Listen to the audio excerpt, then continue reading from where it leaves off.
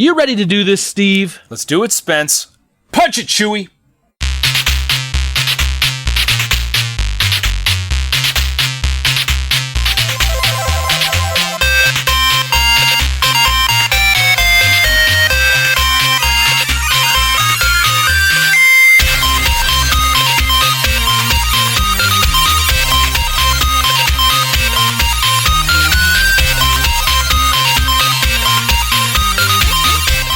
Welcome, super friends, to the Fortress of Nerditude podcast, a safe place to talk about all things in nerd and pop culture. I'm Spencer Stapleton, and my co-pilot, as always, is Steve Madura. Hey, yo. We're two best friends that, despite being fathers and husbands, we just refuse to grow up. Thank you for joining us. This is episode number 52. We release every Thursday morning on iTunes, Google Music, and Stitcher. Steve, we are officially 1 year old today. Da-na-na-na-na-na, you say it's your birthday. Da-na-na-na-na-na, it's my birthday too. Yeah. Woo! How are you, man? 1 year has gone by since we started this. It is unbelievable, man. I feel like a 1-year-old. I can barely walk. I urinate on myself. I can't eat my own food. It's fantastic. Being one, it's fantastic. It's nice, right? Feels good. It feels good to say we've done this every week for a year now. That is awesome. It's feels like it's flown by, right? I was looking at the media on our share file or on our drive, Google Drive, and it was like going through all these episodes. I'm like, oh my gosh, I remember that one. Oh, like Talk Nerdy to Me, that was so fun. Oh, like, what about Barb? Oh my gosh, and it all started. Reginald Vell Johnson. Yes, it did. God bless that man. Episode number 1. Yeah, for those of you who want to feel a little nostalgic, don't go back and listen to that first one. you know, here's the funny thing. Like, it was last week sometime, I was curious because every now and again, I see, some random downloads on some of the older episodes. And right. Reginald Vell Johnson, our first episode, is always one that tends to attract one because I think when people go to look to find a podcast, they go and they listen to the first one, kind of see how it sounds. And I really wish people would listen to the most recent one, maybe, not the first, because I listened to it and, ooh, boy, like, don't get me wrong. We were doing better than some podcasts when they start out. Right. But it was kind of rough. I'm not gonna lie. We didn't have the audio down. I was in like an echo chamber. Hello. Yeah. It was we've come a long way. Way. But it's been a fun trip though. You know what I'm saying? Well, and what a great learning experience as well, right? You've learned post editing and all this stuff and different programs. I haven't, but still, it's been a learning experience. It's been nice. Right. No, it is true. Like along the way, I learned how to edit a podcast a few different ways.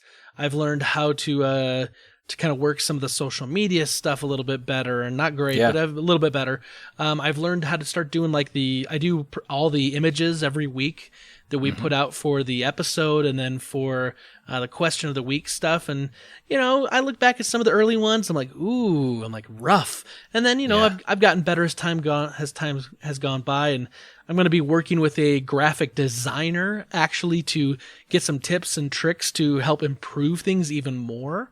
So, wow, you're really taking this thing to the next level. I just want it to be good. Like, I love this so much, and I love doing this with you, and I want to present the Fortress of Nerditude in the best possible way every week. And I'm going to admit, there's some weeks that it's a little rough to do it the best job because time gets short, and I've got a full-time job and being a husband and father. Well, yeah. But, when our writers went on strike, that was kind of tough. The executive producer left. Yeah, it was tough. That is very true. I miss those writers. They need to come back. We need better jokes. Right? Exactly. My gosh. They went to the Conan show. Yeah. Dang, he takes all the good writers. How has your week been? I've said it before, and I'll say it again. It's been a great week. And one of the things that has made it a great week is we had tickets to go to a show that we've been trying to go to for probably 3 years running. Newsies? And It's not Newsies. No, Okay. no. It's actually, this is a convention. Hey, governor, I got the paper for you. This is the British edition. You got the expansion pack on Ticket to Ride. What the freak is that? I don't know. Set in Brooklyn, man. Anyway, so no, it was the Chicago Toy and Game Fair. It is the North America's largest game fair in the country. It was set on Navy Pier. It's its 15th year. And for those of you that might be listening, it will be running through this coming weekend when this podcast hits. Friday, Saturday, and I believe Sunday. And so we got in, my kids got in for half price, or my boys got in for half price because they wore their scout uniforms. And it's basically this huge convention floor. I don't know the size, but it's a huge convention floor. It's where they have, I think, we walked through it, Spence. It was the upstairs area above where we were on Navy Pier a few weeks ago. But it basically has all of these game producers. It has Mattel and Hasbro and Parker Brothers. And then it has like lesser known games. It has some games of the year.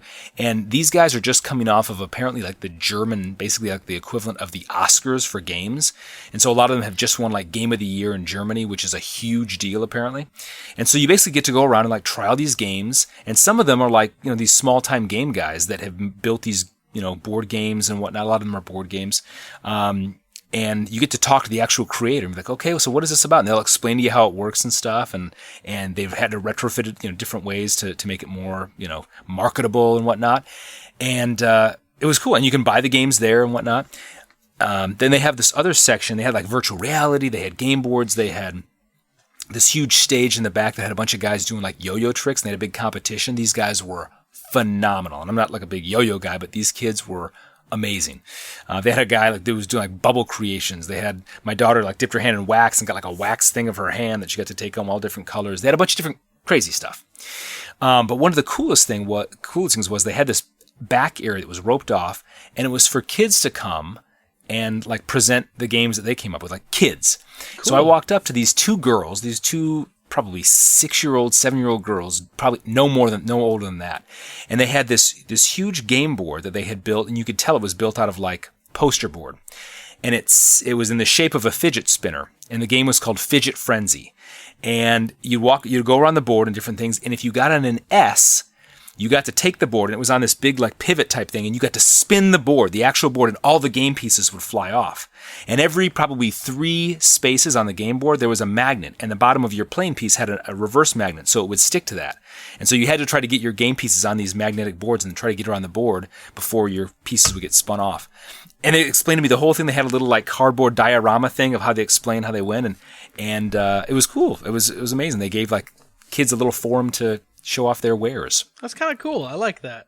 It was really cool. So we had to play a bunch of fun games. What would you say was your favorite game you saw?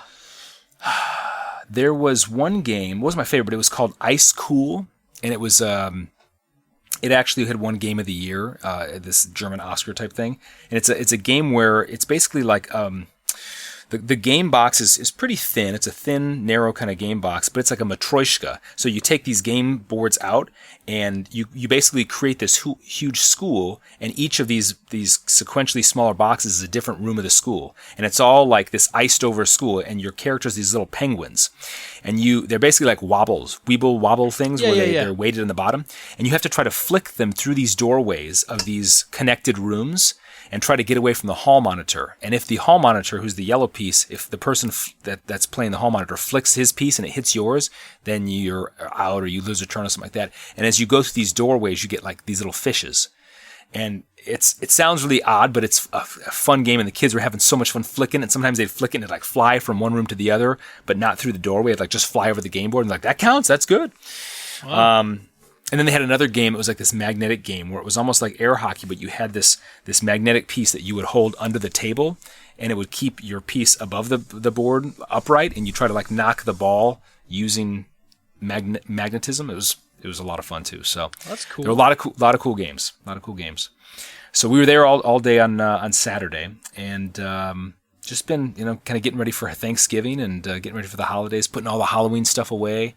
My wife has been a freaking stormtrooper of a wife, and she's been out in the yard while I've been at work, like raking our entire yard, and we have like 15 trees on our property, so it's like knee deep everywhere in our yard, and she has been awesome at that. So and then just we have some sickness in our house too as well. We have my daughter's had kind of like a pink eye-esque type of thing going on, and so she's been sick. I know.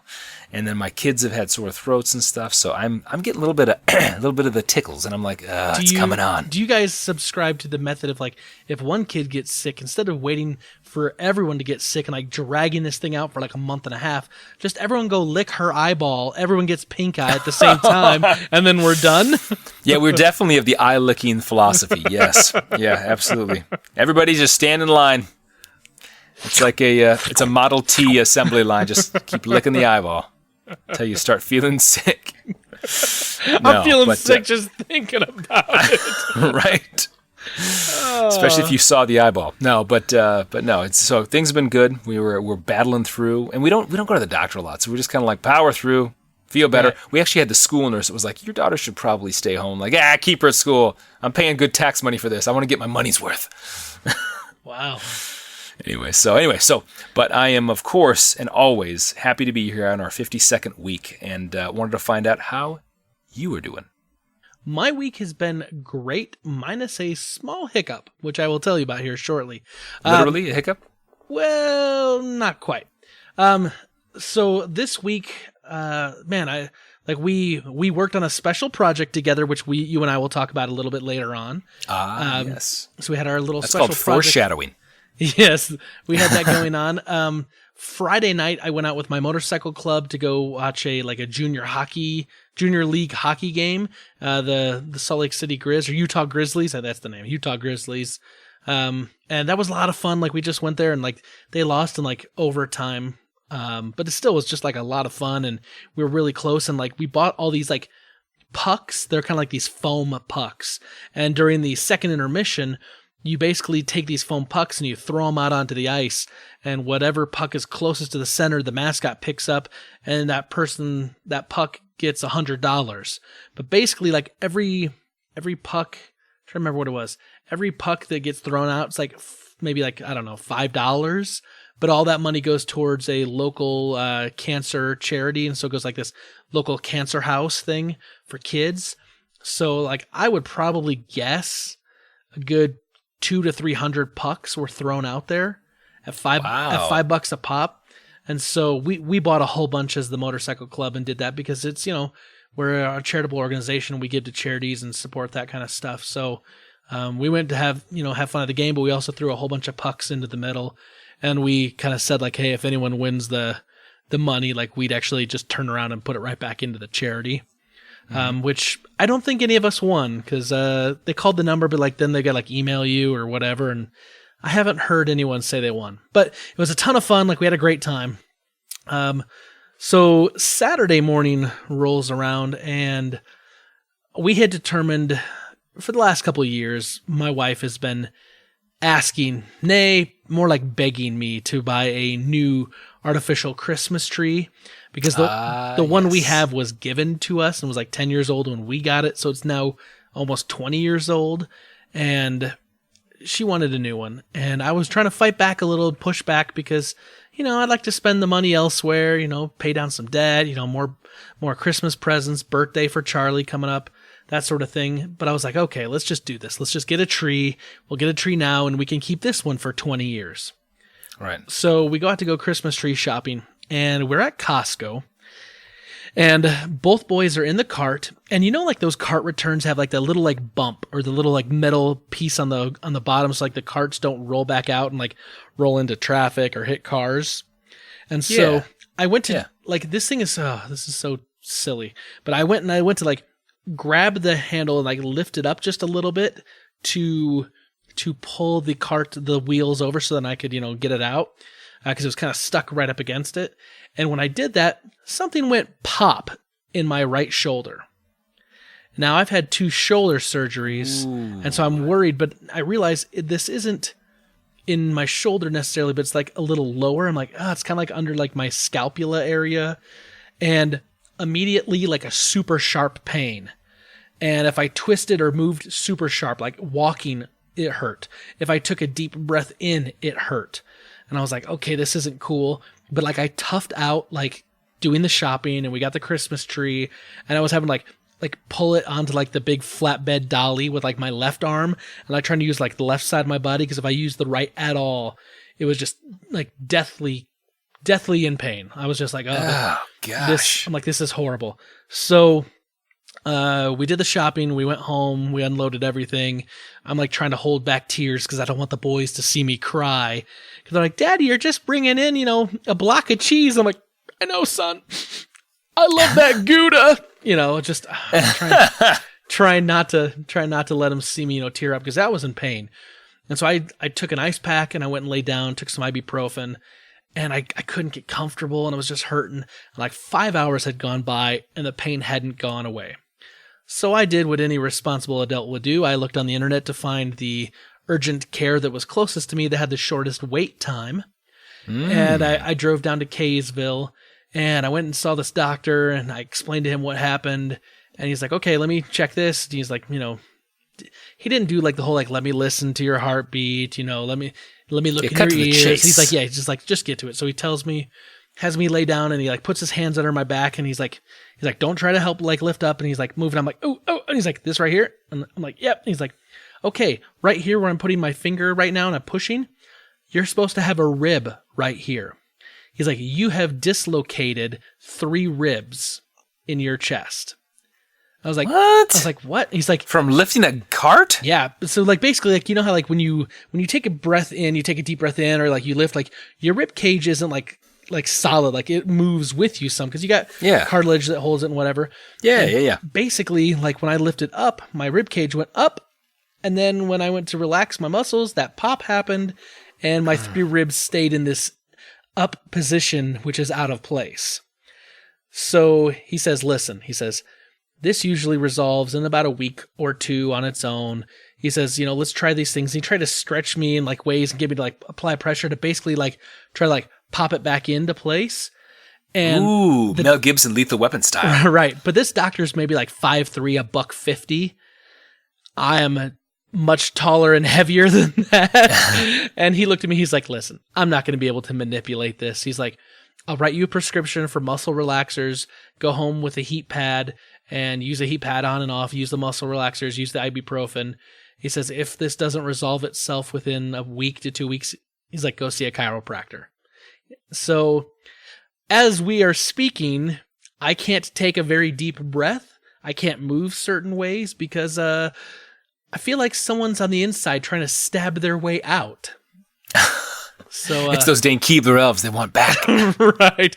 We disparaged them a little while ago, and they want some payback. Yeah. So I'm just I'm sorry, dude. That's it's one of these things though, like it hurts, but it's not like, it's not life threatening. It's not whatever, like, and it's going to resolve itself over time.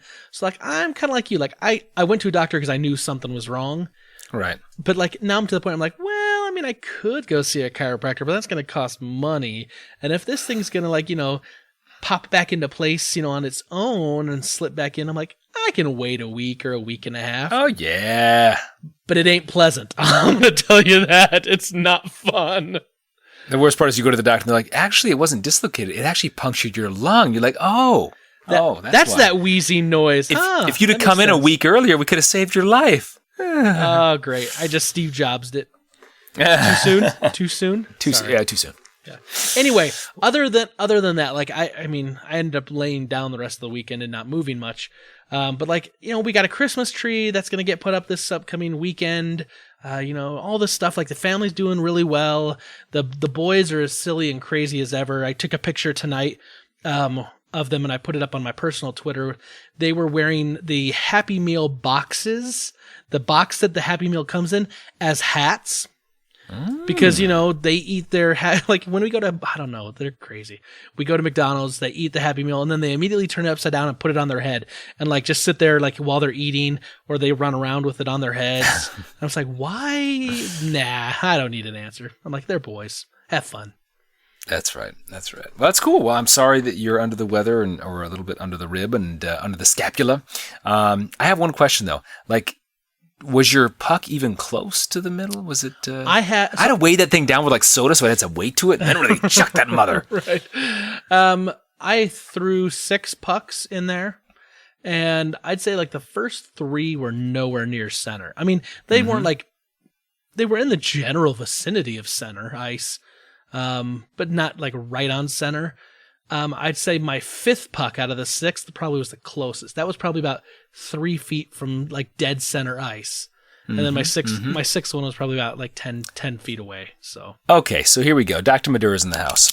I have a prognosis. I believe that you probably lubricated up your popping of the ribs when you were trying to huck those foam things that have no weight to them onto the ice. 6 pucks? 6 pucks, really. Yeah, I think you probably... I actually threw him lefty. So where are you now, Dr. Madura? No, I'm just teasing. Well, I threw him with my right. That's right, you did. I bet you, dude. When I go out and like throw with the boys, like I feel it the next time. I'm like, oh come on, really? Oh gosh, the shoulder. Maybe, but I mean, dude, those things are so light, and like where we were that's sitting, the problem.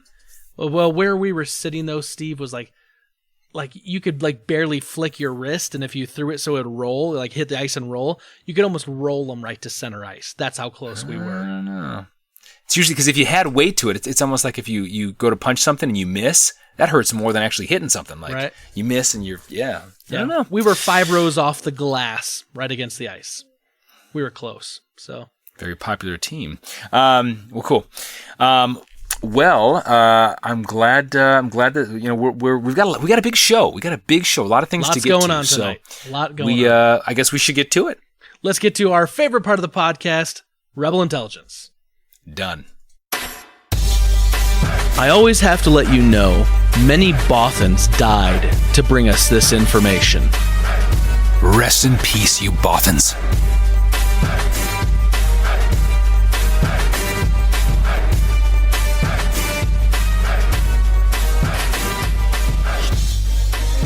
Okay, Steve, Rebel Intelligence is here. This is a little bit of a downer, but I'm gonna talk about this. So, one of my favorite bands growing up for years and still is AC/DC. Oh, yes. Malcolm Young, the co-creator of AC/DC, one half of the Young Brothers, with his brother Angus, he died this weekend. He'd been battling dementia for the last, probably 5, 6, 7 years, something like that. I know that he did his last tour in 2008. His last show was 2010, and then I think the last album he actually worked on was 2013. But basically, he passed on. And I want to bring this up because AC/DC's been a band that's been around forever. I mean, I think their debut album was in 1973. Everyone knows an AC/DC song, right? I mean, oh man, they have a formula. Shook Me All Night Long. Right. I mean, come on. Every wedding you've ever been to. Back in Black, Hell's Bells, Highway to Hell. Yeah, exactly. We Salute You. Money Talks for those about to rock. Dirty Deeds. Yeah, Big Balls. The list goes on and on and on and on. But they had a formula. They stuck to it, and Malcolm Young was the rhythm guitarist, and it's that played a huge part into the success of that band because he literally was the backbone of the band. And I gotta say, I would love to work with my brother for that many years and be around my brother that much. And so I can only imagine the pain that Angus Young and their whole family are going through. But anyway, talk about a rock and roll legend. It's sad that he passed, and he's been out of the band for a little bit. Brian Johnson, earlier this year, end of last year, basically has left the band because his hearing had gotten so bad that a doctor said if he did one more rock show, he pretty much wouldn't be able to hear ever again in his life anything. But I mean, you got to think about it. I mean, they started touring and doing the shows early 70s? 73. So I mean, that's a long time to be rocking. Well, and I saw as in prep for the show, I actually watched a little YouTube clip on them, which was a recent concert. It was in 2011, and for being as old as they freaking are, it still sounded pretty darn good. Which Dude, you think? I mean, even the voice, to do that voice for that long, eesh. Right? Forget about being deaf. How about being mute? Right, that would have hurt. Yeah. I agree. Anyway, your little popped ribs. We lost a great rock legend, and So I say to friends and family of Malcolm Young, we salute you. Boom. So I wanted to bring something up. Damon Lindelof. Lost. Lindelof. Yeah. Lost, exactly. So he just came out that he's trying to work with HBO to adapt The Watchmen for television, graphic novel from the 80s. Yeah. They did a movie of that too a little while back. Yeah, exactly. Like 10 years ago? And it's definitely kind of like the darker side of Sears. It kind of tells the kind of the neurosis of superheroes and kind of gets into that. And his kind of interest in this, his kind of theme, I guess, is like, what kind of person would be a superhero, right? If you really think about it, like, what person would dress up and go out in the middle of the night, this vigilante, like, what kind of person is this really? They wear masks. Can you really trust them? Right. And I know you've seen the show, so I saw the movie. I saw a portion of the movie. Brita actually had a book club where someone chose the Watchmen graphic novel really? as the book, and so like we actually have that in our home. And I remember like reading. I read through a good chunk of it, and it's dark and it's rough, and I get that. Like I get why maybe Damon Lindelof would want to try to adapt that for like HBO or TV somewhere. Like I get that, because it probably would get probably garner a fan following. But I mean, right now, you got DC on TV that's doing shows, and those shows are really good and they're killing it. Marvel's doing all these shows on Netflix. Plus there's all the Marvel movies, all the DC movies. I feel like this, while it could be successful, I also feel like it could be maybe a bit of overload, like, starting to, like, everyone's kind of looking at, comics as a cash cow, right. And it may not prove to be as big. I can't remember what the box office was on the movie. So I wonder what they think the TV show would be. I don't. Yeah, I think it's the same thing of like we talked about last week with Wonder Woman and some of the female-driven leads and all the rest, that somebody sees that things are rolling, and you reach back in the annals, go into the vault, find something that you can adapt into some kind of media and make a buck. So maybe a money grab, don't know, but who knows? If you're into that kind of thing, and there obviously are people that are into that kind of thing because sure. people have watched Zack Snyder movies, so right. So I don't know if you've heard. I'm excited by this. So you remember last year? Was it last year? 2 years ago? Last year? They came out with that movie, the Fantastic Beasts and Where to Find Them. It was kind of a prequel to Harry Potter. Yeah, it takes place kind of in the Harry Potter magical world, but it takes place like 50 years beforehand or so. Right. Obviously, they've said all along that there's going to be like a whole bunch of these movies because there's other stories they can tell, and they released a cast photo of the upcoming cast for the new Fantastic Beasts 2, which now they've said the actual name is going to be Fantastic Beasts: The Crimes of Grindelwald, which is one of the main characters, and he's a character in the 7th Harry Potter book. The 6th Harry Potter book. Half-Blood Prince. Who's counting? 6 or 7. Gosh, at this point, I'm getting old. It was the 7th book. Sorry, 7th book. I don't need people correcting me on that. I know it's the 7th book. Okay. But Grindelwald, anyway, he's in there, and they've cast some people. Jude Law is going to be in it as the young Albus Dumbledore. Dude, I love Jude Law. Yeah. Good actor. And then, of course, like Johnny Depp's going to come back as Gellert Grindelwald. The guy who played Newt Scamander, Eddie Redmayne's coming back. Tina, Queenie, and Jacob, and Credence, all characters from the first movie, are all coming back, which is good, because I was fearing that they were going to like show this one kind of cast for this movie, and then the second movie is going to be a whole different cast. But I hate that. But I think they're going to find a way to kind of like incorporate the others into it. They're going to have a Newt's brother, Theosis Scamander, who's going to be in it, is played by Callum Turner. Lita Lestrange, which is played by Zoe Kravitz. And so, like, anyway, this is this is going to be big. We know there's some other characters that are supposed to be in this, like Nicholas Flamel, who invents the Philosopher's Stone or the Sorcerer's Stone, depending on That's right. England, UK you're at. But he's not in the cast photo, so I don't know what that means. I don't know if they're kind of holding that back to be a little bit more of a But they've already cast surprise. him. They've already cast him. Yes. So let me ask this: are you excited to see this? And you know, I know we talked about the first one way back earlier. I am in the year. I'm excited to see it. I really liked the first the Fantastic Beasts and Where to Find Them. I thought it was a good movie. Like, it's a good movie. It stands on its own. If you're trying to compare it to like the Harry Potter series on the whole, I mean, that was a beloved book series and beloved movies, and it focused more on, you know, kids going through school, going through Hogwarts, and kind of followed their journey. And this is more about following some adults 50 years earlier, which will, you know, set kind of the stage for some of the things that will happen in the magical world later on, without feeling like a prequel, but like you recognize some of the names and some of the little Easter eggs that kind of get dropped. You're like, oh, I know this guy's name because blah, blah, blah, you know, stuff like that. And right. I enjoyed the first one. I mean, it's not going to be my favorite movie of all time, but I'm looking forward to this one. Like, I think Breed and I will go see this one for sure. Well, they've got some good. I mean, you know, you have Johnny Depp, Jude Law, Eddie Redmayne. I mean, yeah, people seem to really like him in the first movie. So yeah. I know we hadn't seen a lot of him in anything else before, but he was good. Okay, well, cool. Well, speaking of sequels, the long-awaited, and I'm talking, you know, since 2004, we've been waiting for this bad boy.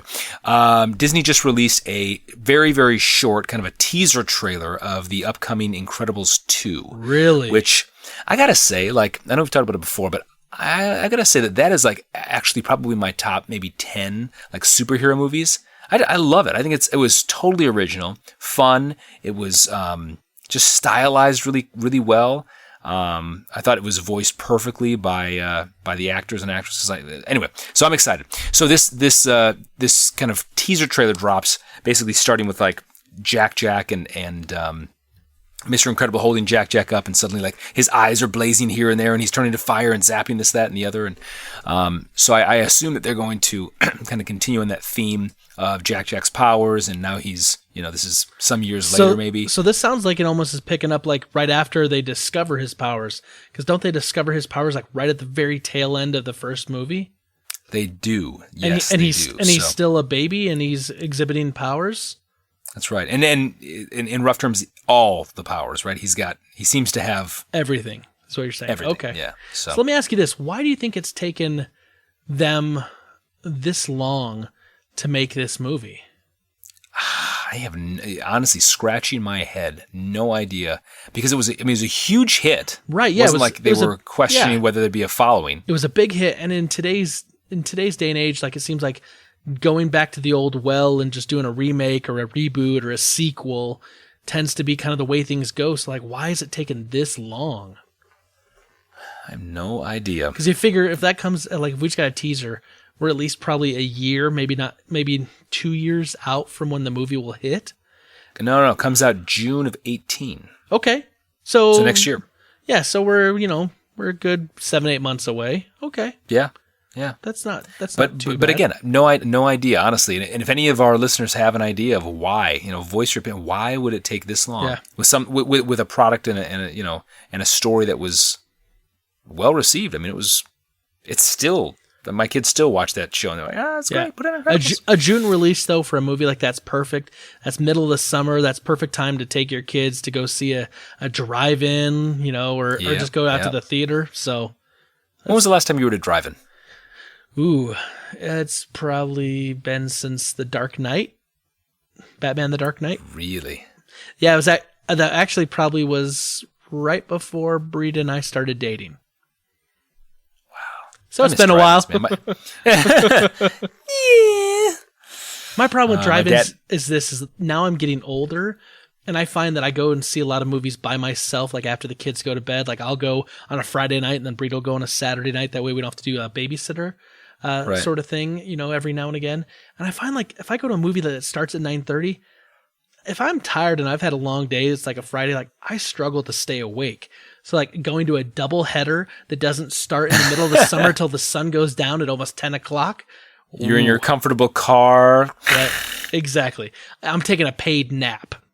You wake up and there's no other cars in the drive, and you're like, oh, time to go. Time to go get some jujubes. Right. Lose a few fillings. Right. Very cool. Very cool. Okay. The last thing actually I have for you, Steve, is so I don't know if you're maybe aware of this, but Star Wars Battlefront came out like a year and a half ago. Big, huge game. You get to play as all the Star Wars characters. It's a big online multiplayer game. The second game is just releasing, right?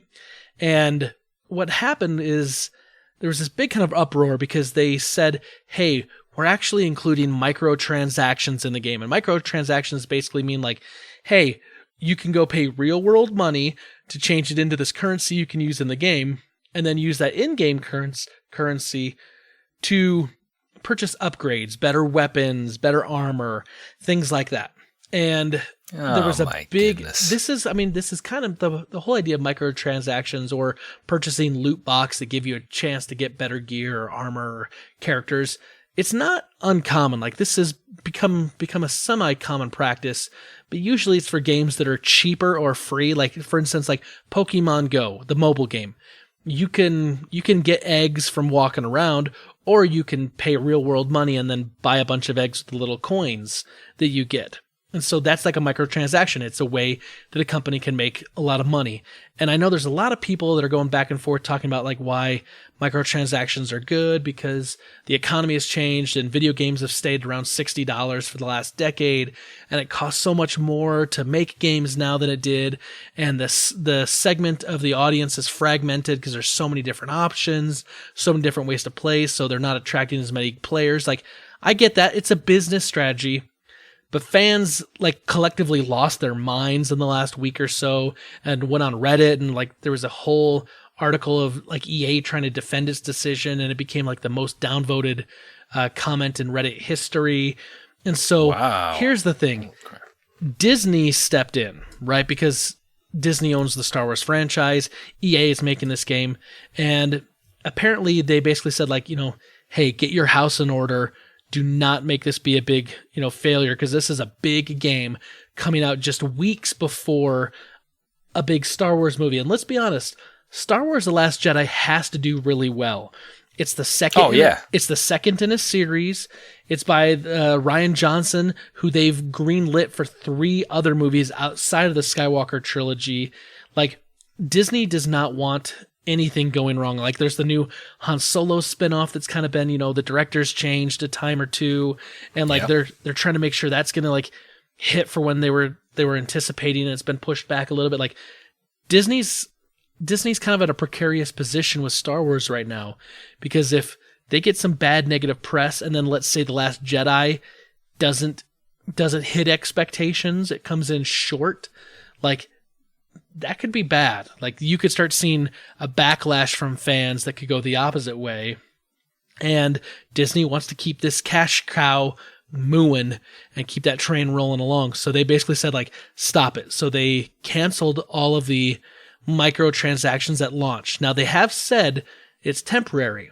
They will come back. But right now, if you go get the game, you're not going to have the feeling of, hey, I've got to pay to win after I've already purchased the game.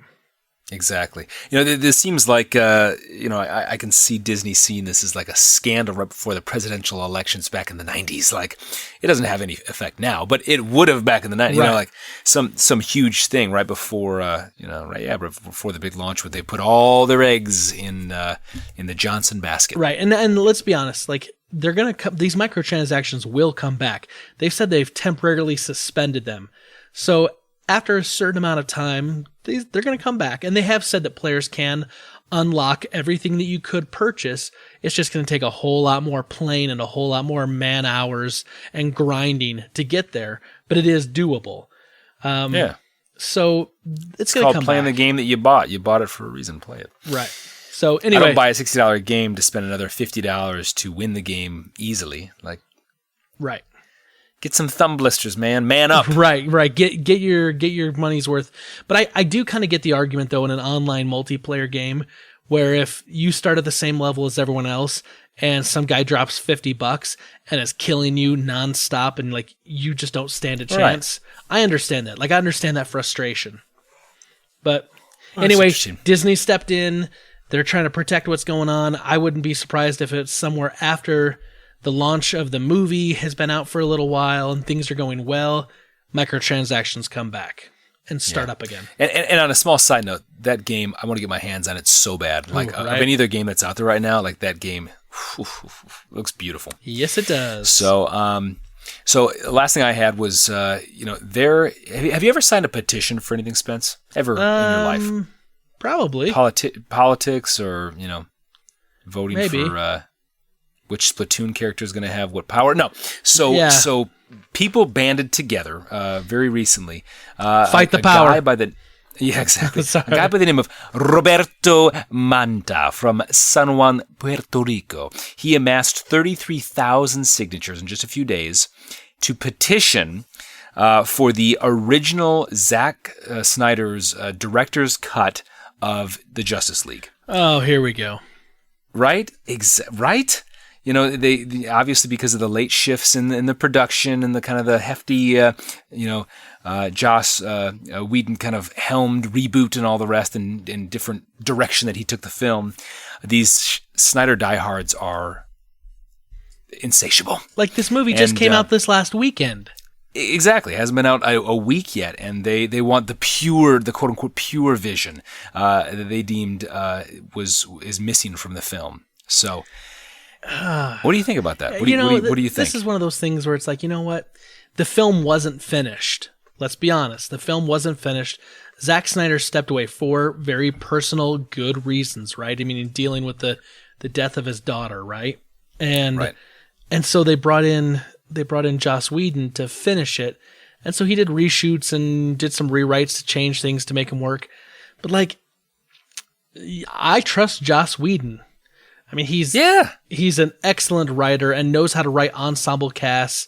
And if he changed things, my guess is he changed them to make them better. Yeah. So, and the other thing is the quote unquote original or the Snyder vision. It doesn't even exist, right? I mean, he stopped so early on. I mean, there was probably like voiceover work that hadn't been done. There probably was placeholder music. Yeah. There were probably all these things. There really is probably no version of which they are, raising the pitchforks and the axes right for. Yeah, and you're right, Steve, you're probably right along those lines. He probably filmed stuff that wasn't included, that obviously hit the cutting room floor and stuff was reshot, but like it would have been different if like he was in post-production and had almost finished all of his editing and then stepped away, but like he stepped away when they were still filming. Right. And I think that's more telling because they're not going to have a completed thing. So like, what do these people want? Just like hours upon hours of, daily reels? Reshoots and take 97. Here's the deal. Like, okay, I'm going to be perfectly honest. Justice League isn't getting good reviews. It got a 42% on Rotten Tomatoes. Rotten Tomatoes held off the review. We kind of talked about that a little bit. I've talked to some people that have actually seen it that are like way hardcore DC fanboys, and they said it was pretty good, but they had some criticisms. But most people I'm hearing from it are kind of coming away going, it was okay, or it wasn't that good. And so if that's the thing, are these people saying that because they think that these extra stuff that Zack Snyder did would have like totally changed the movie? Like they think it would redeem it? I mean, that's just, I don't know. Well, I think like one review said on the thread that I read, it said, this is like eating a mediocre chicken sandwich at a restaurant and then demanding to also be allowed to eat the beaks and feathers. Wow. Yeesh. Wow. Speaking of our conversation last week, Spence, I recall we did make a bet that there was a bit of an unwritten bet about, where the money would fall. Yes. And as I recall, based on my articles that I've read, 96 million was the box office number for the opening weekend. You guessed 110. Right. Do you know what that means? That means I won because the closest without going over. It's Price is Right rules, brother. Price is Right rules all the time. I was closer. I said 67. I am the winner. Showcase Showdown. Closest without Give me the going pop-up over. trailer in the spa. You know, the funny thing is, I threw out that 110 million last week when we recorded without having looked at anything. I was just taking a guess. And then like the next day I was like, I wonder what it says. And so I put in like Justice League box office predictions. They're like, most industry analysts say, according to tracking, this should make 110 million this opening weekend. I'm like, oh my gosh. I was better than all of them and you? Oh, that just adds sweetness to the victory. I would like cookies sent to 4 Pine Street. I just like the idea that like I just took a shot in the dark, just kind of thinking of where I thought it probably would fall. And I was right on where the tracking and the industry analyst said, which means I could be an industry analyst. How about that? But you'd still be wrong. But I was right on the tracking.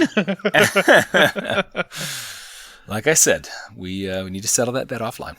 Yes, we will. Won't Anyway, we? so again, back to the topic at hand. If you like beaks and feathers, well then have at it, I guess. Yeah. So we'll see. I don't think we're gonna get a director's cut though. I'm just guessing. I don't think so. It could be a little too hard. Anyway, that's all I had. Are you done with Rebel Intelligence? I am done and done. Okay. So Steve, we're having a good time as always. I wanna ask you this. Yeah. We have a lot of super friends, and we're gonna talk about them here. Talk about some of them here shortly.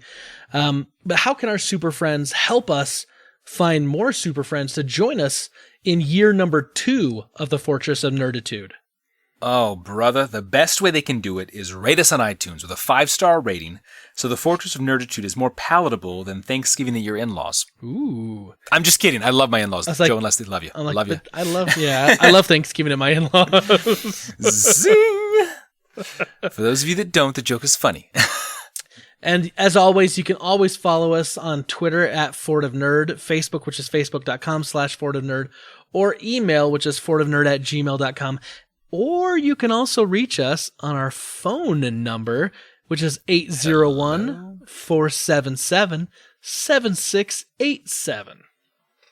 Just saying. We have a phone number, Steve. We're living it up. Jingle, jingle, jingle, jingle. Right. Yeah. So We just gave you our digits, so use them. that's right. Steve, last week we asked a question of our listeners, and I said, please go ahead and send us your responses and hit us up with any birthday messages, because this is our 1 year, and we want to hear from our super friends. Because like we said, this is a place for you to kick up your feet, sit back and relax with us every week. And so we got some responses, and let's get to them. We're going to start over on the old email with Peter Christensen. Okay. You're going to like this. Dear Nerds, Steve, I assume you disparaged the Fast and Furious franchise out of ignorance, not malice. Sure, it started out as a goof and took a few movies to get its legs under it. But at this point, the franchise is A, cultivating the best villains of any franchise or cinematic universe, and B, maintaining sensible continuity between movies second only to the MCU. It has also reached a level of budget and production that great actors are coming to it and killing it. Charlize Theron, Kurt Russell, Helen Mirren. And as far as action and stunts, it's extending its lead over every other action movie and franchise in boldness, technical execution, and wow factor, not to mention its global, multiracial appeal and ridiculous box office. Sure, they're dumb, but it's become an unheralded success in many aspects of movie making. Yes, I'm an unashamed fury, not furry. Wow. So, boom shakalaka to you, Steve. Right. I just want to say, I don't agree. Anyway, he goes on to say, That's hilarious. as far as my milestones go, I'm most proud of the way my children are growing up and progressing. My middle schooler is becoming her own independent person. My second child is excelling in her own joyful way. And my youngest is in kindergarten and has made strides beyond what we expected. It really is a pleasure being their father. Happy nerd birthday, Peter. That's awesome. Yeah, really, That really isn't good. that is an unfounded anniversary, or just kind of a coming of agedom that you get to experience through your kids. Because I actually just had parent teacher conference about an hour ago, and it was actually a really sweet experience to have the teachers say, "I love your child. I love having them in my class." her bubbly personality, his creativeness and ingenuity, and it is a sweet thing to be a dad. Yeah, I agree 100%. Steve, do you remember in episode 12, Talk Nerdy to Me, where we asked our super friends to share their tales of young awkward love, and we were left high and dry and no one gave us a tale to tell? Yeah, I totally remember that, you nerds. Paul Calico writes into us on email this week. Because of course Paul Calico is like I said, I'm loving this because he's going back through and listening to stuff, and so like he's answering old questions on Twitter, and it's just making me laugh. But he says, since nobody answered the young awkward love story question from episode 12, let me tell you a story. It was the year 2000 or 2001. I was in high school. The year 2000. I know, in the year 2000. It says I was in high school and lived in an apartment complex. The laundry room was in the middle building. Anyway, this one weekend, while doing laundry, I noticed a very pretty girl finishing her laundry. I made the mental note, as you do, and moved on, but I couldn't stop thinking about this pretty girl in the laundry.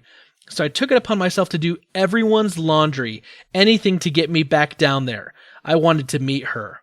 At least 3 or 4 weeks of me doing laundry almost every day and nothing. Then finally, one day, I'd pretty much given up, she came in to get her stuff and I froze. She left and I was like, stupid. What happened? Why didn't you ask her her name? Okay, here is when the force intervened. She forgot her soap. This is my chance. I awkwardly introduced myself, asked her name and if she lived in the complex. She said yes and that her name was Amanda. And as she walked out, she said, I usually do my laundry on Saturdays if you want to hang. Inside my head, I'm screaming, yes, yes, yes! I say, cool, I'll see you then. It took a couple Saturdays before I caught her again. We became friends and hung out for a couple months, but before I could ask her out, she had to move out of state, and I eventually lost contact. So boom, that's my story. Else time, Paul Calico. That is awesome. What a cool... Dude, he did every day? Every day, like everyone's laundry.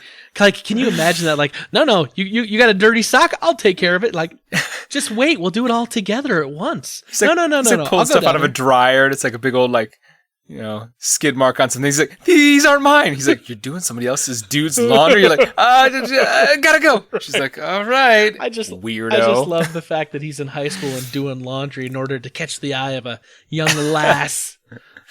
That is awesome. That is awesome. Amanda actually listens to our podcast, Paul, so we could hook you guys up if you're not married. I'm just kidding. I have no idea. Right, except last week he did tell us how we proposed. So dang it, that might be a little awkward. Talk about awkward stories. Cricket. Right. Let's move over to Twitter. The geeky nerd at dspin67 says, first, congrats on your first year. Wow, time flies. And then he says, I think just going through hardships, having to pick myself up, dust myself off, and getting myself back on track. God brought me through it. Also losing 50 pounds. So big milestones. Wow. Yeah. Big milestones. Congratulations. Here. Oh my gosh. And then he adds, I'd like to give a shout out, say hi to my mom, my cousin Greg, my kids, Aiden, Mark, Jay, and Corin, my uncles, and everybody from the 804. LOL, just kidding. No, we got your back. You got those shout outs. You write it, we're going to read it. That's super awesome. Funny. Super funny. Let's see here.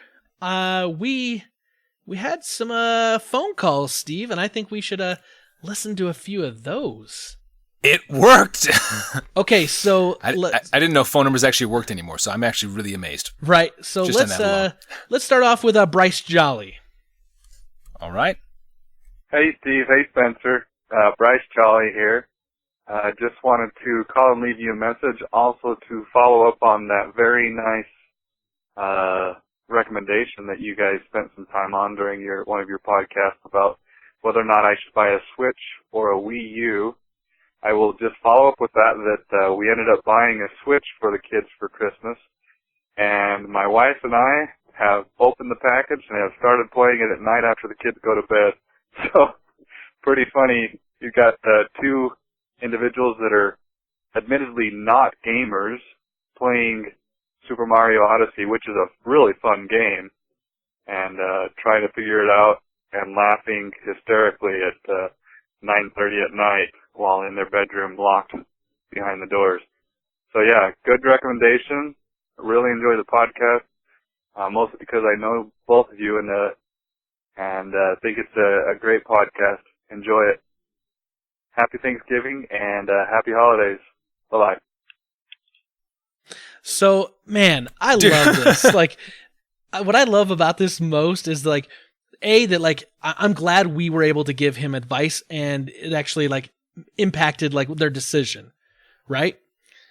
Spencer, yeah, you have created closet gamers. No, I brought gamers out of the closet. They're out, they're behind locked doors. That's hilarious. They've got to like sneak it so their kids don't. It reminds Turn me the volume down. It reminds me of when my dad and my mom used to play the old Super Mario Brothers on the Nintendo, like at night after we go to bed, because my dad always felt like inferior because we could whoop his trash. He's like, the kids can do this. Why can't I? I got to get better. And of course, he never did. Some like training montage. Make you stronger. Well, that is awesome. Well, Bryce, so glad that you were enjoying Mario and that you and your wife are it sounds like you're bonding. You're having fun, laughing your heads off. So, and we're happy that you're with us every week. Absolutely. Okay, Too fun. Steve, let's we got another one from our good old friend Grouchy Surge. Oh yeah, Fortress of Nerditude Ninjas. It's the Groucho Man, Groucho Surge from Las Vegas, Nevada. Just wanted to give you a shout out on a happy 1-year anniversary, brothers. Ooh, don't sleep on it. Year 2 is coming around the corner. I'm going to be right there every episode. I'm going to be writing in my emails. I'm going to be calling the voicemail. Oh, yeah, brothers. Oh, yeah. Keep up the good work. Dude. That was freaking awesome. Not only was his impression of Randy Macho Man Savage spot on, but I don't know what was going on with his kids in the background. Right. That was great.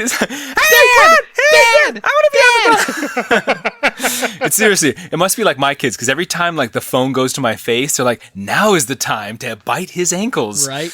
Yeah. Oh my gosh. Love it. I love it. Dude, Grouchy, that was amazing. Thank you so much for the shout out. And oh yeah. Dude, and now that I know that Grouchy's in Vegas, like next time I roll down that way, I'll have to shout out to him and see if maybe I can catch up with him and grab some lunch or something. No. Grab a Slim Jim. I see what you did there. I see what you did there. Stab it to a Slim Jim. Look at you. All right, let's go with our good friend Jeremy, the Trash Turkey. Hey guys, this is Jeremy, the Trash Turkey. Just wanted to say happy birthday, and just wanted to say thanks for letting me crash on the couch every week at the Fortress of Nerditude and letting me raid your fridge. I think there's a lot of dogs around here, so hopefully they won't attack. All right, thanks guys. Bye. Dude. Hey, our couch is open for you anytime, Trash Turkey, anytime. I love it that it's now become like a college dorm room. Right. People are snapping in Slim Jims, sleeping on the couch, raiding the fridge. Dogs are about to attack. So the funny thing about this was like I got a message. I got a message from him on Twitter that basically, let's see here if I can find it just real fast because it made me laugh so hard. It says, while you're doing that, I love that nobody can find a quiet place to call. I'm being chased by dogs, but I thought I'd call. He tweeted us and said, sorry about the barking dog in the background of my call. Thanks again for putting on an amazing show every week. I'm always happy when I get a chance to hang in the fort. Happy birthday.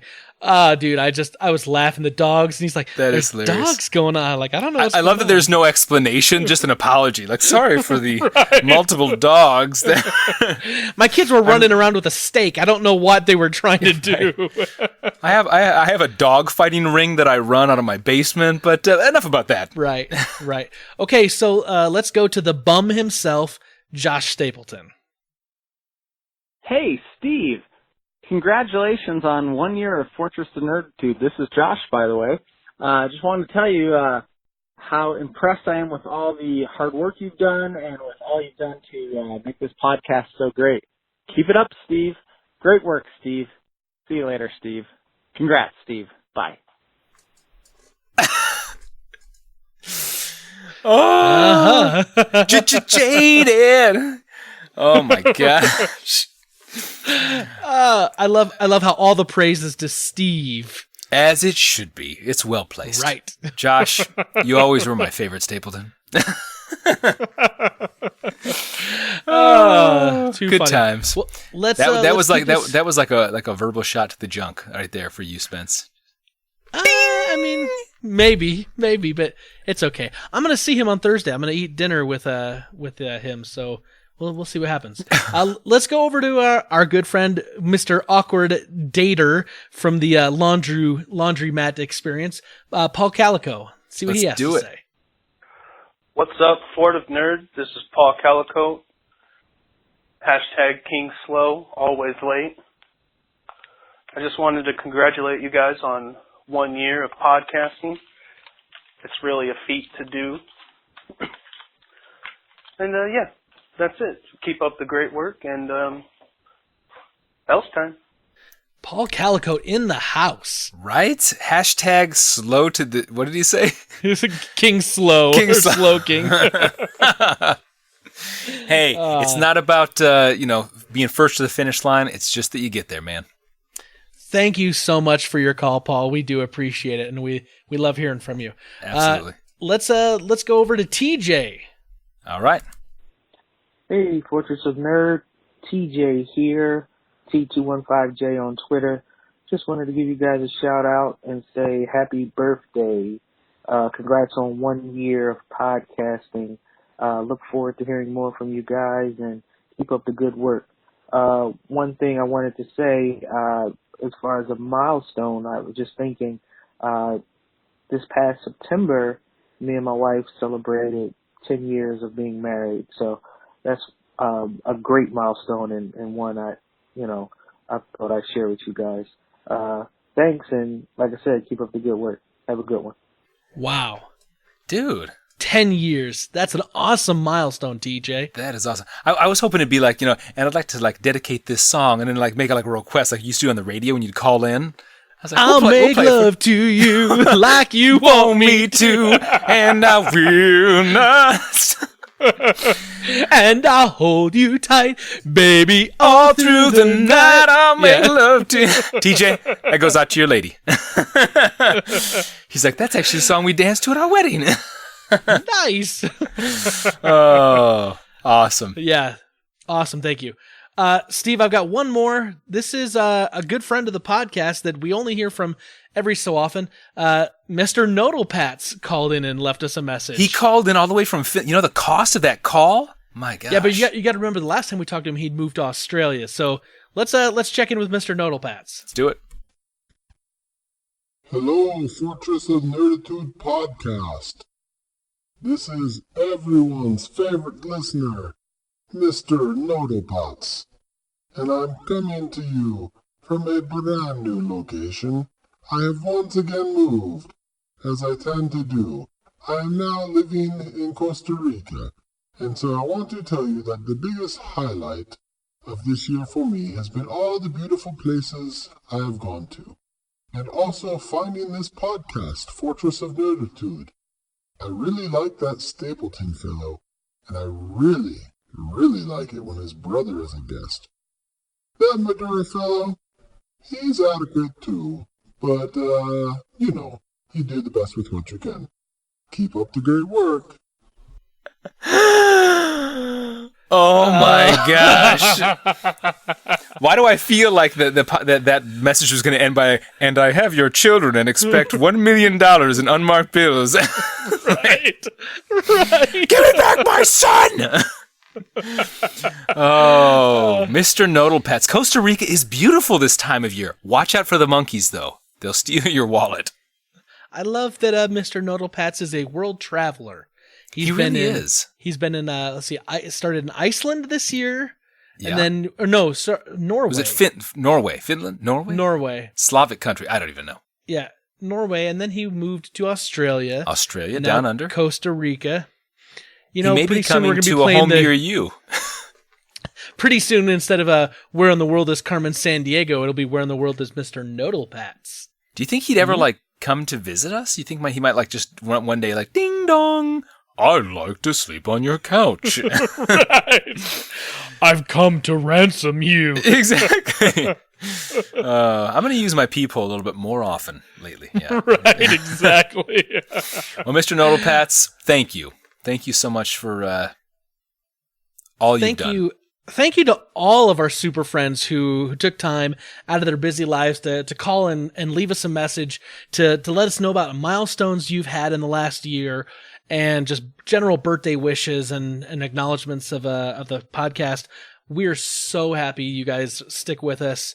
And that it's been a year that you've been with us. That's just so awesome. That's awesome, man. Thank you. Thank you so much. Again, from the bottom of our hearts, you make it all worth it. So, Steve, I don't know if you and I actually answered the question, what's a big milestone that's happened in the last year for us? I mean, obviously besides the podcast, because that's a huge milestone that we've done this every week. Do you have a milestone, something you've achieved or accomplished or something big that happened this year? Big that's happened this year. Aside from this podcast, I talked about it early on in the podcast, and I have really been trying to keep myself physically strong, mentally awake, and morally straight, and yeah, little Boy Scout lingo, but I actually have been pretty consistent. Almost every week, without fail, I go running like three times a week, and I don't know if you've ever heard about this, but like they talk about like this runner's high. Yeah. And because I gave up crack cocaine many years ago, no, I'm kidding. I've been going for this elusive runner's high. It's a lie. It's never happened. No, but I actually I'm going to sign up for my first marathon, and so it's been a long time coming. Wow. I'll probably start with a half marathon actually, but I've always thought like, oh, that's for other people. Like that's for people that do that kind of. I could never do that. And you know what? I'm like, why can't I? Like. Why shouldn't, like, it's not undoable. I can climb that freaking mountain. So, I'm going to sign up for my first marathon, which has kind of been a long time coming, kind of a bucket list of like, I want to be one of those guys that rides around with those stickers on the back. For the longest time, I'm like 26.1. I'm like, what is that? You always see those things on the back. I'm like, I never knew. But you Google search and you're like, oh, 26.2 is how many miles are in a marathon? 26.2, right. I didn't even know that. Anyway, so that's kind of a big marathon milestone for me. So I was thinking about it, and maybe this just comes to mind because it's one of the most recent things. But for a long time, Breed and I talked about going back home to Chicago together and showing her where I grew up and like having her be able to kind of see like my hometown, like where I was raised for the majority of my childhood. Because she'd never been there, and my family doesn't live there anymore. So like we don't have the opportunities to go back, and we got to do that at the end of October and go back for my reunion. And we, like I said, we saw Hamilton. We spent time with you, Steve, and that was like a big milestone for me because it was something I'd wanted to do with Brita for many, many, many years, and it happened to this last year for us. And so like that was a big milestone. Like I was incredibly grateful and thankful that was able to happen for us. That is awesome. Well, and to bring someone who's special to you back to some place that is special to you, right, is kind of like a melding of two worlds, and to be like, this is important to me, and you're important to me, and that I want to bring that together. Right. It just has special meaning, right? Yeah. Of course, some of the stuff I'm like, hey, here's where, I fell off my bike for the first time, and here's where we used to live, and here's where I kissed Steve my first girl. Beat the crap out of me at West School. Right. Right. Like some of that stuff doesn't really translate. But I'm saying like, hey, this was the house I grew up in, and this was the house that we lived at, across from the junior high, and here's where Steve, like we drove down Center Cross, and like I was like, here's where Steve grew up. Here's where Pete Benson was. Here's where I lived. Here's where Andy Barnes lived. And like, just like when you drive that, like now, like it seems so incredibly small and close. Gosh. And I realized I'm like, how close like that community over there by West School really was. And like how fortunate that literally I'm talking every week with my best friend, and that like we literally grew up just a few houses away from each other. And we had that experience and that shared commonality of living in Sycamore and growing up there. And like, it was just nice to show Brita, like, I'm like, Steve, this is where he lived and this is where I lived. And she's like, that's like really, really close. I'm like, yeah, Like we could bike to each other's house in like a minute and a half, like if that. Well, and to think as well that like a slight decision, like your parents could have been like, oh, we found a really nice house in DeKalb, or, even a different area of Sycamore, that could have all been different. And we think about that in retrospect, obviously, but like with TJ and his wife, I'm sure he did something and met her, and there was some fortuitous, events that the chain reaction happened. Right. And you think about these little things that happen in our lives that, that make big differences. So. Yeah. Just, it's the small things in life that you're thankful for, right? That make a big impact later down the road. Like, man, turning on an hour of the Fortress of Nerditude every week just makes the time go by. Right? Just keeps you going. So speaking of thankful, this podcast is actually going to drop on Thanksgiving this week. So you're either listening to us on Thanksgiving or maybe on Black Friday the day after. You're at the table, the spread is out, the family is there, and you are listening to it on your phone while like, the turkey's being carved. Like, can you guys just wait before we say grace? I'm like, they're almost done. They're wrapping it up. I promise. Right. So Steve, like, when you think of Thanksgiving, like, what are the things that come to mind for you? Honestly, like, just, I love Thanksgiving. Thanksgiving is probably one of, if not the favorite holiday for me. And the reason is because it is not, besides Black Friday, which that's kind of, its own thing, it's not shrouded by like commercialism for me. Like there's no presents given. There's no places to go. People, it is literally just sitting down with friends and family and enjoying a meal together. And I don't know what is more satisfying than that, right? Just to be able to sit down, have a great conversation, enjoy the people that you maybe haven't seen in a while, and just be with people you love and enjoy a meal. Like and of course I love the food of Thanksgiving as well. I could freaking eat Thanksgiving. Like whenever we go to like a specialty sandwich place, I'm always like, give me the Thanksgiving sub. And like I told a few podcasts ago that I literally just made a huge Thanksgiving dinner like a month ago just because I wanted to eat Thanksgiving and invite my family over. I'm like, it's like a test run, so. See, I think of the food, obviously, like the mashed potatoes and the stuffing and the turkey and the gravy and rolls. Green bean casserole, yes. French but like onions. for me, like I also have like these memories of like every time I think of Thanksgiving, I have these memories of like going down to Indiana to be with like my mom's family because they were close enough that we could drive down there and like being at like my Aunt Sandy's house. And I remember the year that I finally got off the kid table. Because like this is funny because like for the longest time, like even into my like early 20s, I still had to sit at the kid table. And I remember feeling slightly, offended. I was like, come on, like I'm in my early 20s. And then I realized that my cousin Greg, who was like he was like 30 at the time, was sitting at the table with me. And it's like, he's in his own house and he's 30 and he still hasn't got off the kid table yet. Did they just not have enough room at the adult table? Is that really the issue? It wasn't like a coming of age thing. The adult table was actually really big. Like it probably sits like 14 people, but like it would be like my, like as I was younger, it would be like my grandma and my pawpaw. It would be my aunt and uncle. It would be my other aunt. It would be my mom and dad.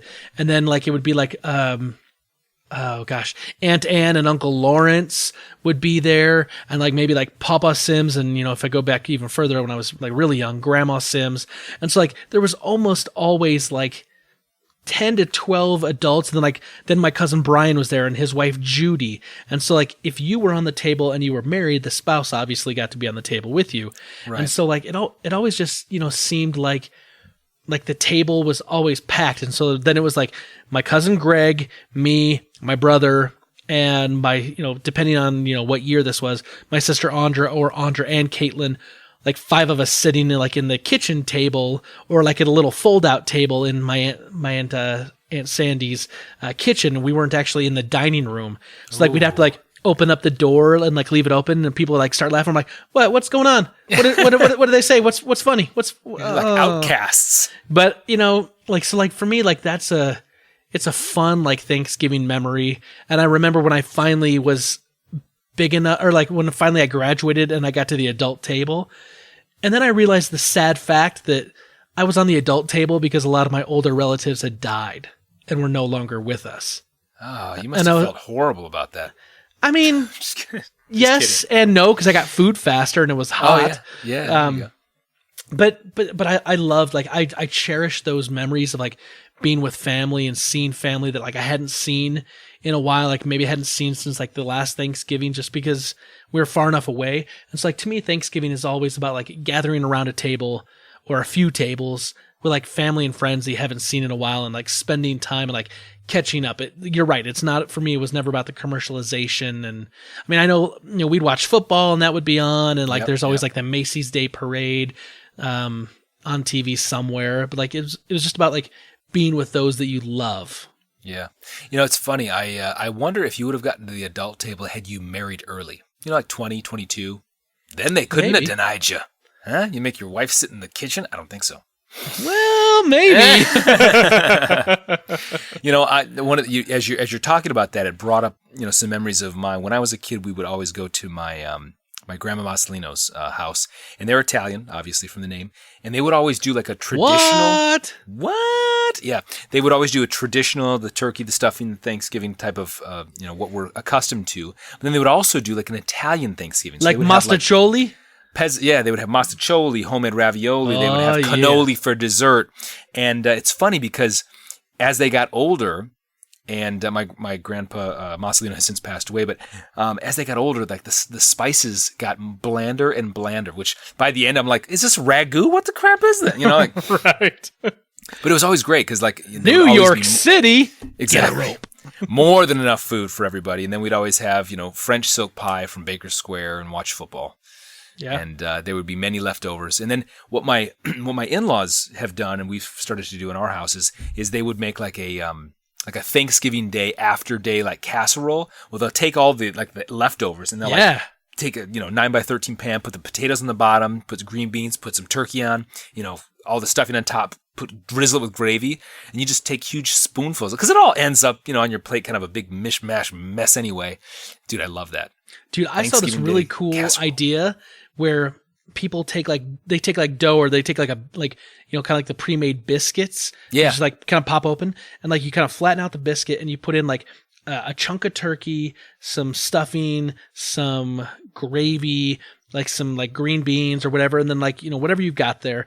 And then you kind of fold the biscuit dough over it and kind of like, seal it. Mm-hmm. And then you put it like in a muffin tin, and you do like 12 of those or 24 of those.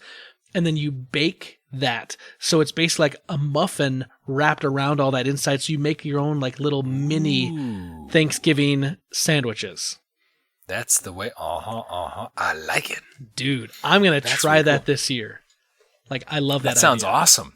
I actually made this like 2 days ago for breakfast. I made these little muffin tin omelets, where I put like a bunch of like scrambled eggs with all these different fixins, onions, sauteed onions, and peppers and all this stuff, and put them in these little muffin tins. The kids freaking loved them. Really? So yeah, it's kind of a cool thing. So another thing that's really big, and obviously this is where we get the name Thanksgiving from, is giving thanks, right? Like expressing to people that you care for, like, like telling them like why you're thankful for them, or like, what you're grateful for, right?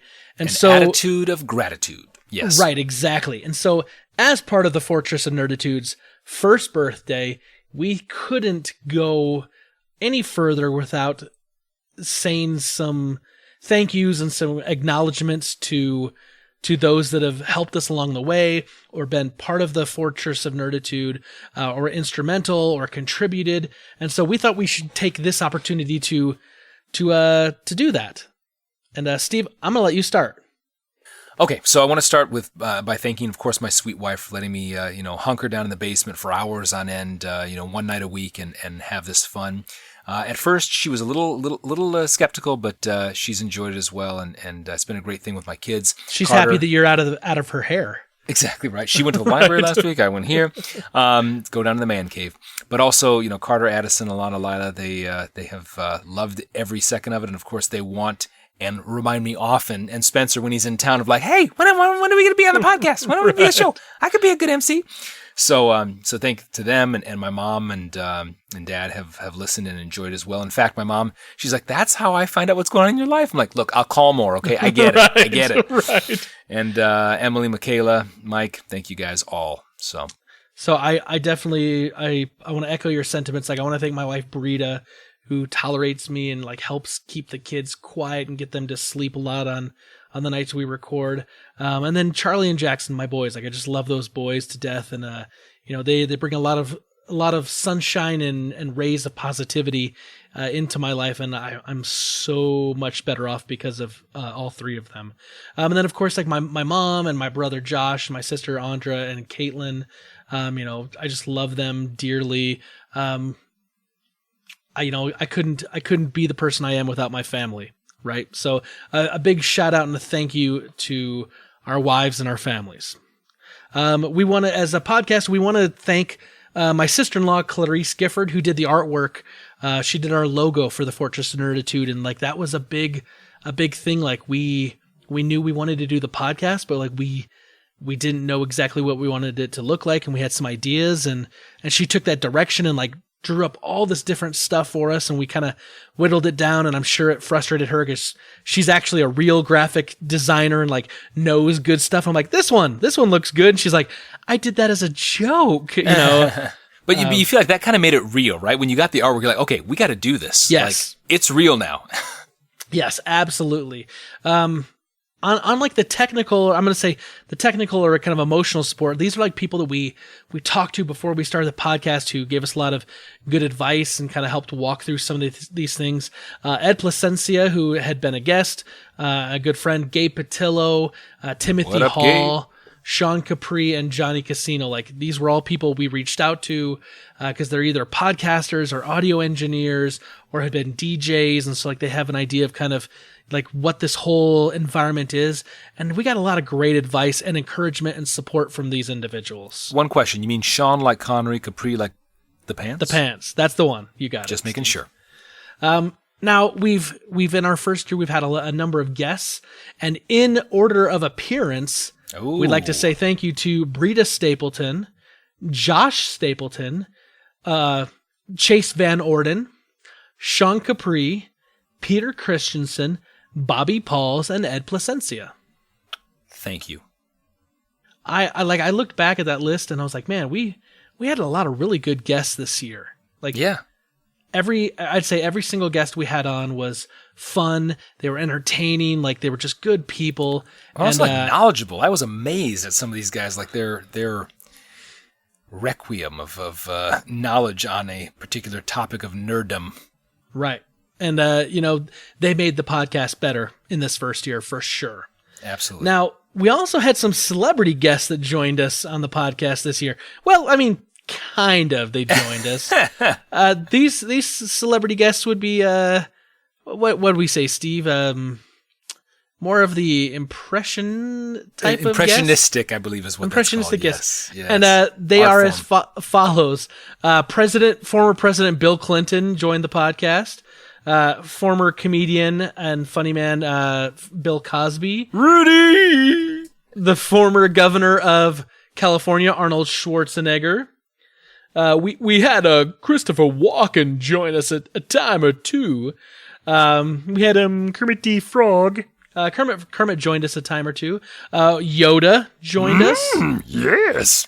Of course, we had Robin Williams join us from Good morning, Vietnam! From the grave.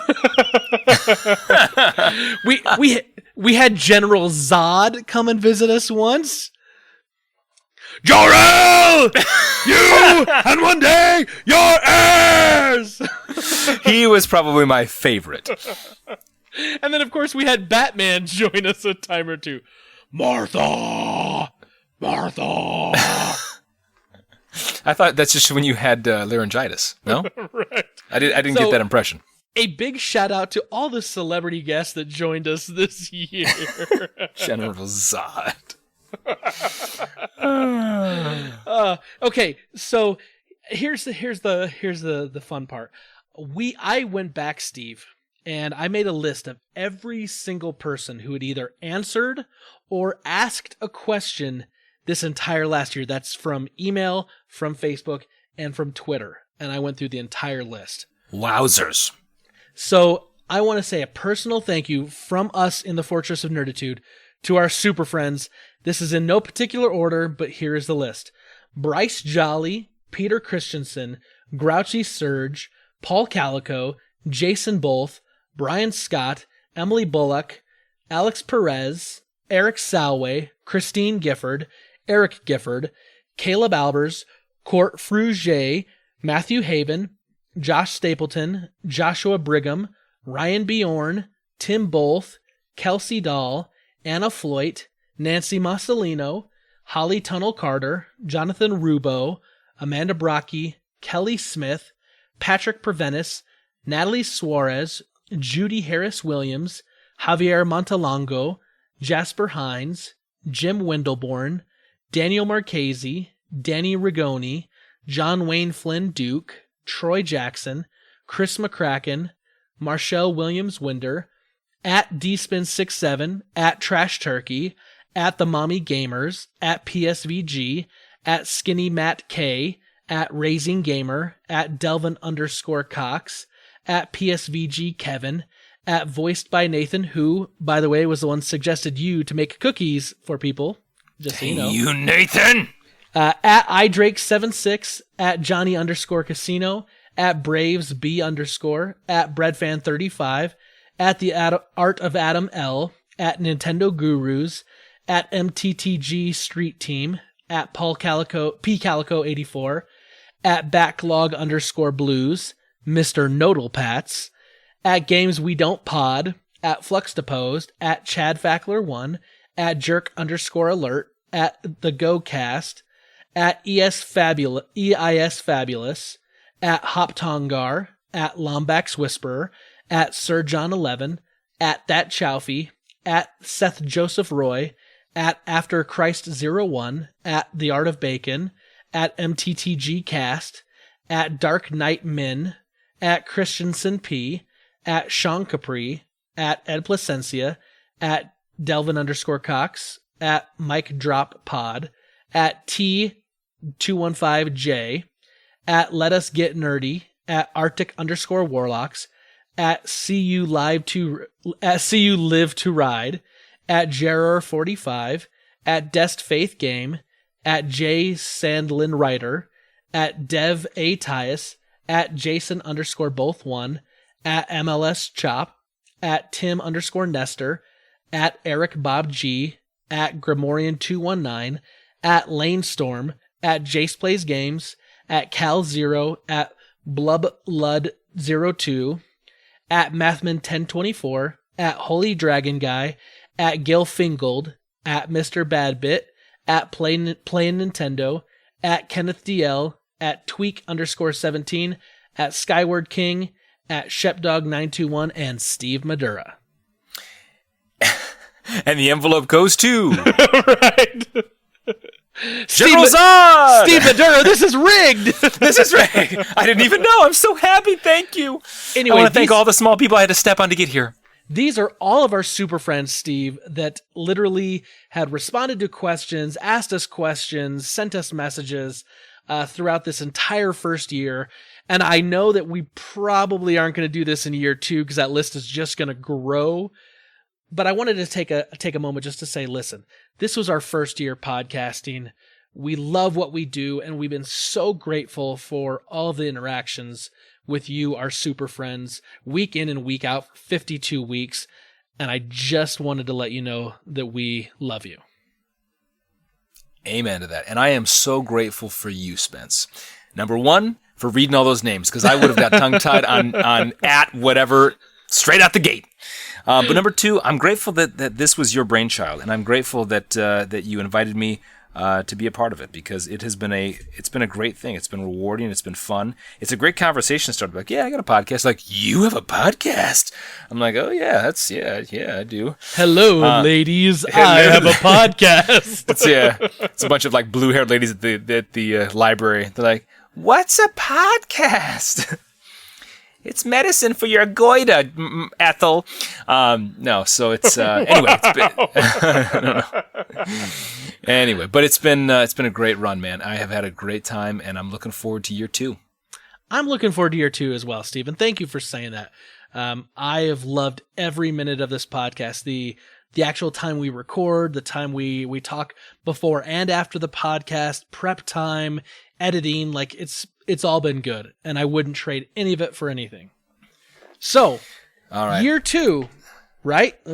This is year one. It's in the books. It's done. We're moving on. Yeah. So Steve, what we got a few things coming up in year two. So first of all, we're starting year two off with cookies. Well, cookies for some people. If you right. If you rated us and reviewed us on iTunes and then you sent us your email address, we've got the list of the people that did. Steve is making some homemade cookies and we'll be sending them your way soon. I think, Steve, you said you're going to be trying to get those done within the next week.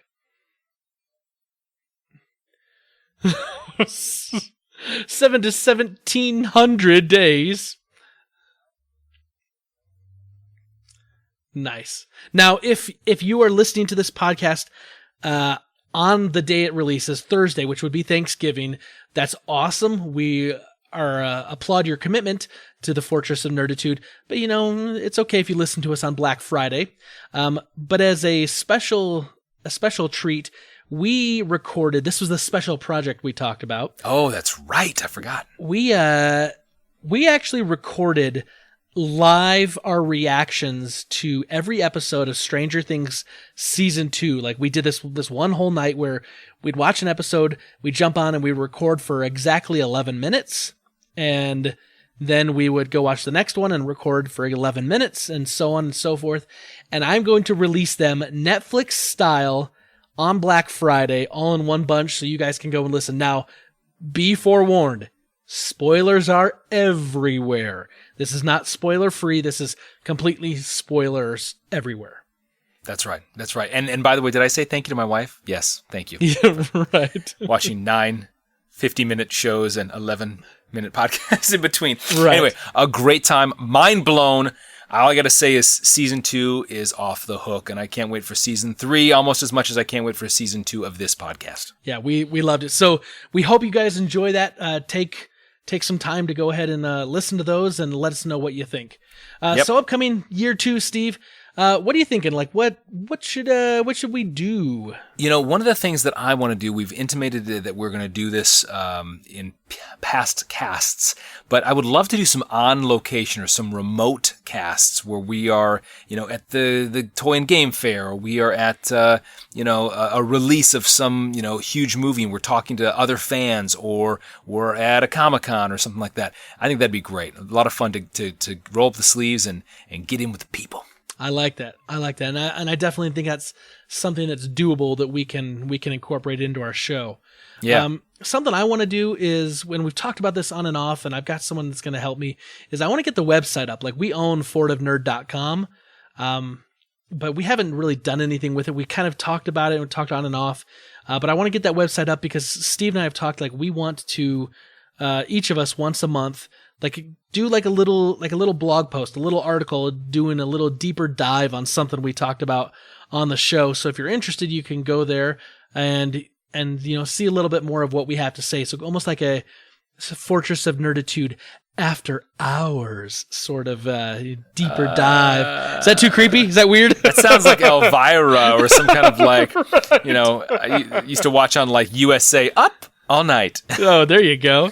Fortress of Nerditude up all night on the internet in a podcast form with a long thing never mind. That's right. The other thing that I wanted to do, that I think, we've obviously done had some great guests on. I would love to delve into some more industry experts in the way of our interviews. I'd love to talk to, somebody in the voiceover world. Somebody, I know we've talked about it, in video game actors and actresses and whatnot. Maybe get some the B level, maybe, I'm trying to think of some names, but, like some actors, authors. Actors or authors. Yeah, we've people in video games and movies, sound design. Yeah, we've got some feelers out there, and we're trying to work. But that is something we've talked about wanting to bring into year 2. Lou Ferrigno, we got to get him on. I'm just saying. Right, I would love to have Lou Ferrigno on. The other thing we've talked about doing is some swag.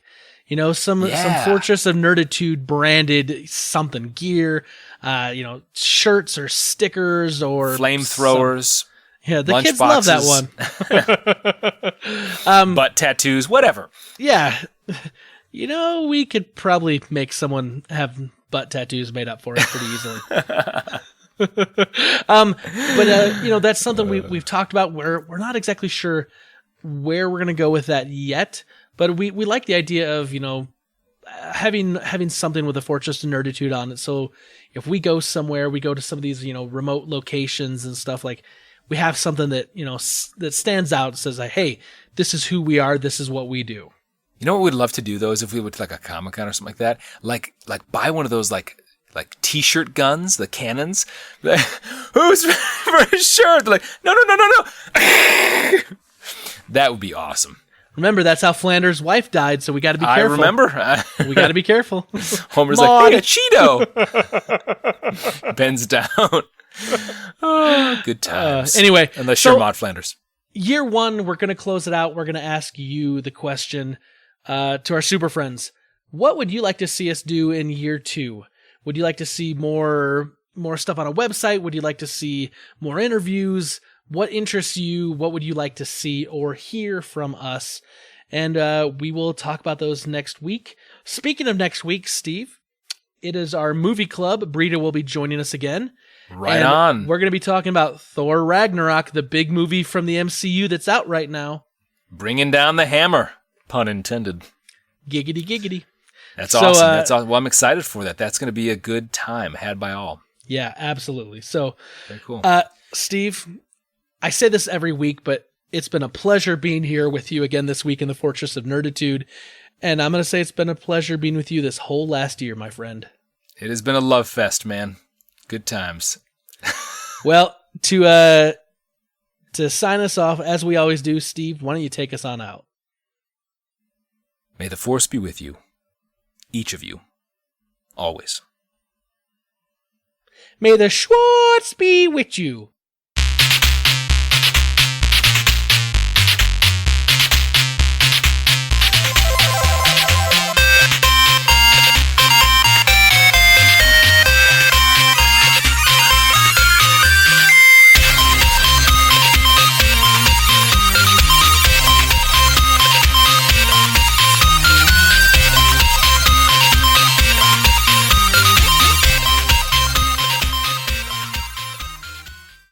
Hi, Steve and Spence. This is Emily.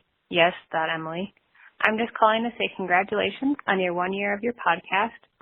And a milestone in my life is a few months ago, I just had my 4-year wedding anniversary with Jeff, and that's the best part of my life. And I'm excited to see what another year of your podcast brings. All right, love you both. Bye.